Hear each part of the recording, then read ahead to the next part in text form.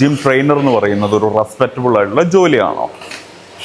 പല ജിമ്മുകളിലും ഞാൻ കാണാറുണ്ട് ട്രെയിനറിനെ ഡാ വാടാ നീ എന്താടാ അത് എടുത്താൽ എന്നെല്ലാം പറയുന്നത്.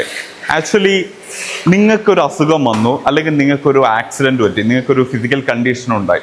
അത്തരത്തിലുള്ള ഒരു കണ്ടീഷനിൽ നിങ്ങൾ ജിമ്മിൽ വന്നിട്ട് ഓക്കെ നിങ്ങൾ ട്രെയിനറിനോടാണ് ആവശ്യപ്പെടുന്നത്, എനിക്ക് ഇങ്ങനെ ഒരു കണ്ടീഷൻ ഉണ്ട്, എനിക്ക് ഇതിൽ നിന്ന് റിക്കവർ ആവണം. നിങ്ങളൊരു ഡോക്ടറെ അടുത്ത് പോയി അല്ലെങ്കിൽ ഒരു ഫിസിഷ്യൻ്റെ അടുത്ത് പോയി അവിടെ കൊടുക്കുന്ന റെസ്പെക്റ്റ് നിങ്ങൾ ട്രെയിനറിന് കൊടുക്കുന്നുണ്ടോ? എന്തുകൊണ്ട് നിങ്ങൾ കൊടുക്കുന്നില്ല?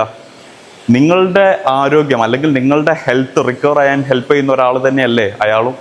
പൊതുവെ ഇത് കാണുന്നത് ജനറൽ ട്രെയിനിങ് എടുക്കുന്ന ആൾക്കാരല്ല. ഈ ജനറൽ ട്രെയിനർ എന്ന് പറയുന്നത് ഒക്കെ ഒരു സെർവൻ്റ് ആയിട്ടാണ് ജിമ്മിൽ വരുന്ന പല ക്ലയൻസും കാണുന്നത്.